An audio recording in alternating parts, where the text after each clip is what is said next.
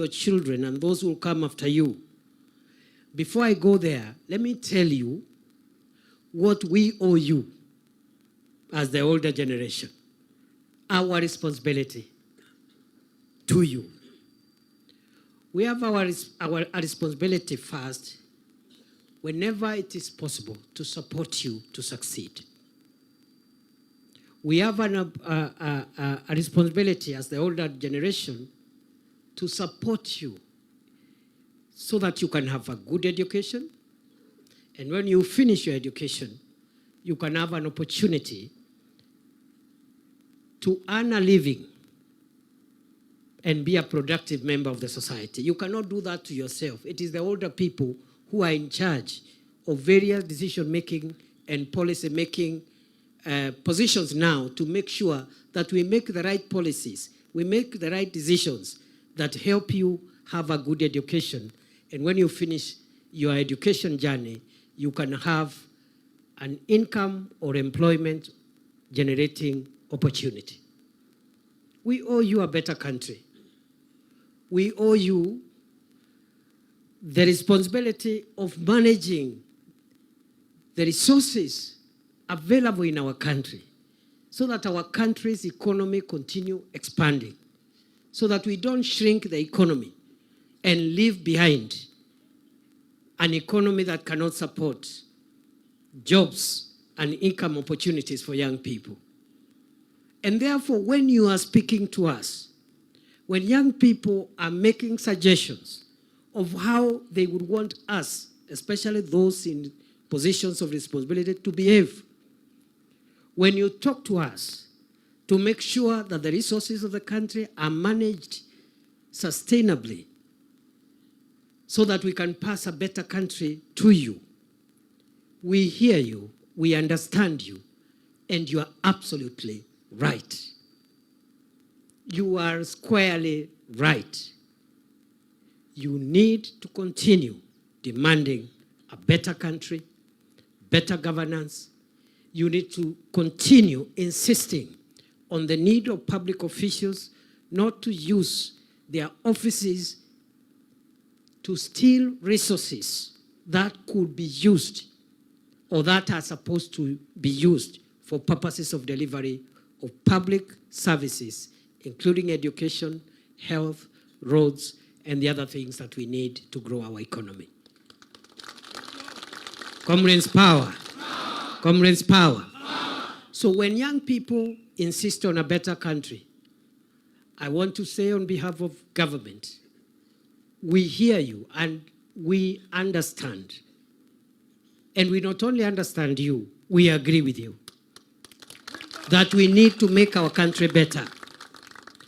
We need to be firm and be seen to fight corruption and to take action whenever there are acts of corruption, and make sure that we set a good example, not only for you, but also for the generations to come.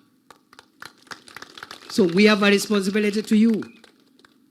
And I want to assure you, those of us who have been fortunate to find a good country called Kenya, which you cannot compare with many, many, many countries, especially in this part of the world, peaceful country, with a good educated population, with a fairly working economy, a fairly stable democracy where elections are held every 5 years and there is a peaceful transfer of power. Not many countries in this part of the world have that kind of experience. So those of us who have found such a country, we cannot claim we are the ones who have created the kind of country we have today. That is the work of the generation before us. So our duty is to preserve what we found and even make it better so that we live a better country for you. Ni kweli si kweli jameni? Ni kweli si kweli? So every day when we wake up, we are asking ourselves, what is it that we can do today to make Kenya better?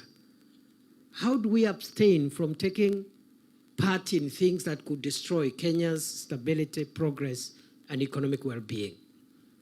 And therefore, that is our responsibility to you. But you also have a responsibility.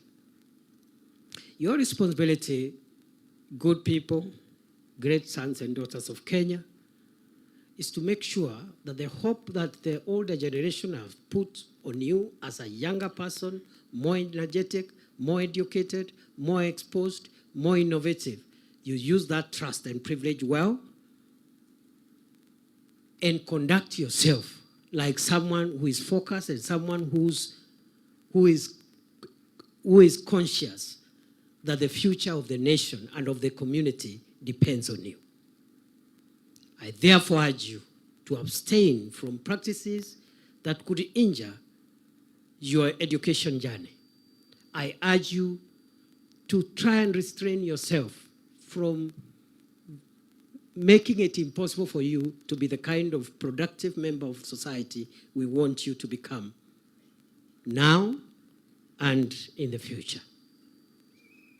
One of the challenges we are having today in colleges, universities, even secondary schools, is the issue of drugs, especially psychotropic substances, drugs, and the abuse of alcohol. I plead with you, young people, even as we make merry and indulge, please know we need you in good health, strong enough to serve the country, so that as we struggle to create more opportunities, there will be people to take up those opportunities. Comrades, power. Comrades, power. I urge you to focus on your studies. It's those of you who are still in college, it's just a short period of time. Very soon you'll be out of school, out of college. So just persevere, just be disciplined and focused. In a little while, you will have a little more freedom to do some of the things that you have postponed, and therefore, that is your responsibility to us. The second and last responsibility you have to the country and to the community is the responsibility to protect the community and the country. And I dare say you have a greater stake in a stable Kenya than the older people have. You are the people with the greater interest and greater stake in a peaceful, stable, prosperous, economically inclusive Kenya than older people. This is the reason. I have said, naturally, the way God has ordered things, the younger person lives longer than the older person, isn't it?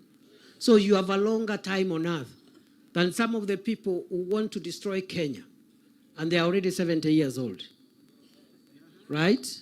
They are already 70 years old. There are very few years left. And then you destroy Kenya and you cause civil war and leave a country, like some of our neighboring countries where there is civil war, the entire state has collapsed, there is no law and order, and young people, instead of being in colleges and schools, are busy fighting in the bush and killing each other.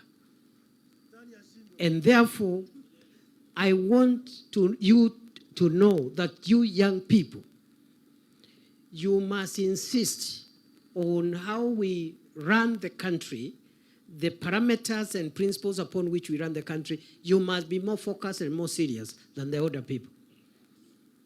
Because as we have a shorter time on earth. The other thing is this. Some of the people who want to destabilize Kenya have the means, if the country broke into pieces, to run away and have life elsewhere. Isn't it? They have a way of evacuating their children and families and leaving millions of Kenyans who cannot have that privilege. So because they have already had work, they have already had businesses, they have already made money, which young people are yet to make because they are still in college and they have, others have just finished college. You must insist, therefore, I urge you, I plead with you, you must insist that yes, we must question government. We must ask questions. We must demand accountability. We must demand that corrupt people action be taken. We must ask for law and order in a manner that does not injure the rights and liberties of people who are unarmed and people who are not violent. But as we do those things, as we ask questions, as we demand for answers, as we protest, as we demonstrate, as we picket, as we use all avenues to ask questions, especially to those in power and those in authority, we must not use that chance to burn down the country. Because if you burn the country, then there will be no country even to take care of everybody, including yourself. I say this with a lot of emotion because I have seen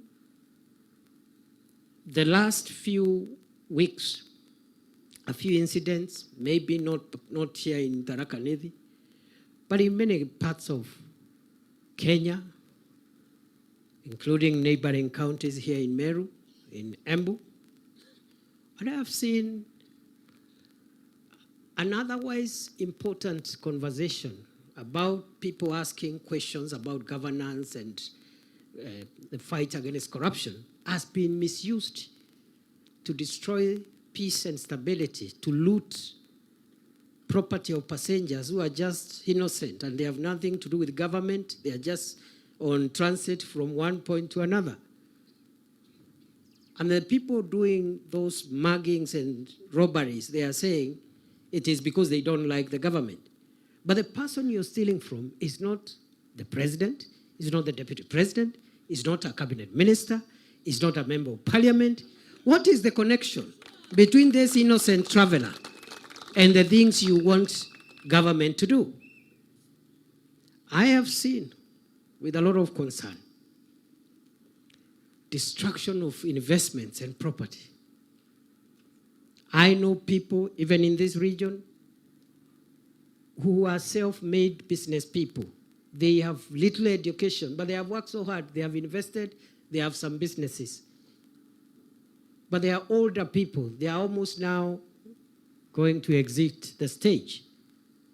All of a sudden, in old age, after working so hard, after employing 50, 40, 30 young people in their businesses, if it's a supermarket or a mall, somebody comes with petrol, torches down the entire 4 floors, 5 floors of a building, of a businessman who is not the president, deputy president, is not an MP, is not a governor, is not part of the government.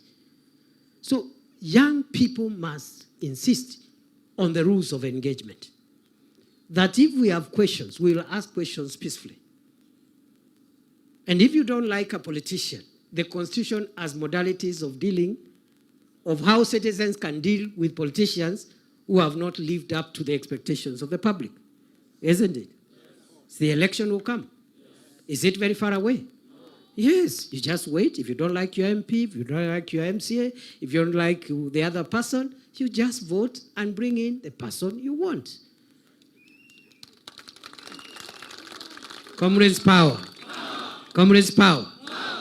We do not want an excuse that because you disagree with someone in office, with someone in government, you take charge and you take advantage and use that to harass innocent business people, investors, people who have even employed some of the young people, because government cannot employ everyone.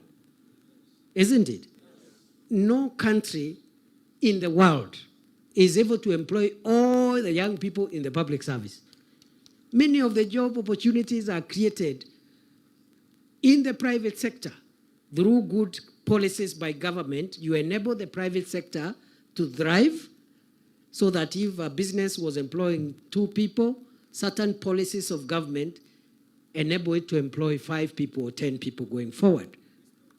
Isn't it? Many, 90% of jobs are in the private sector and in business. Because not everybody wants to be employed.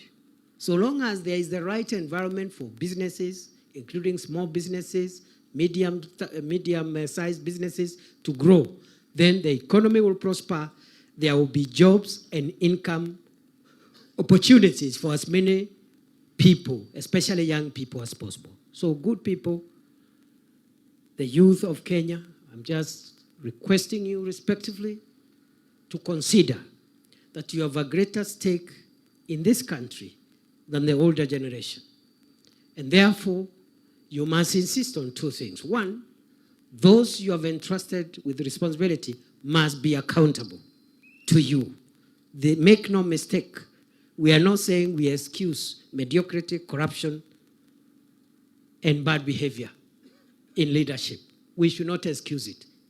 But this we must do using peaceful and constitutional means. We cannot destroy our own economy, our own businesses, our own investments, and make the country look like a war zone and expect that Kenya will join the league of the developed nations anytime soon. So I want to leave that matter there, but I really hope I have persuaded you that you must ask questions, all questions, and nobody should be exempted from being questioned, depending on their responsibilities, including the speaker here today. I am not exempted. I should be asked questions. As Deputy President of Kenya, what are you doing? What is the President doing? Isn't it? The other person also, okay? But we must not, again, condone those of us, because of their own failures, they now want to manipulate a situation, and some of them are part of the problem that has caused the situation. They want to manipulate it, and suddenly they have become the champions of a better Kenya, the champions of good governance, and when they were in office, they didn't have any indication whatsoever that they respect good governance. Is that not true? Is that not true? So we must be very candid with each other. I see some people today pretending that now they are the best reformists. And they are certainly very clever people with very many ideas. But when they are in office, they were perpetuating dangerous, divisive, and useless ideologies that cannot help anybody. Isn't it? Yeah. And I want to face these characters. I want a face-off. I want us to go on TV and media and debate. And everybody must account for their time. Yeah. I want to debate some of these characters.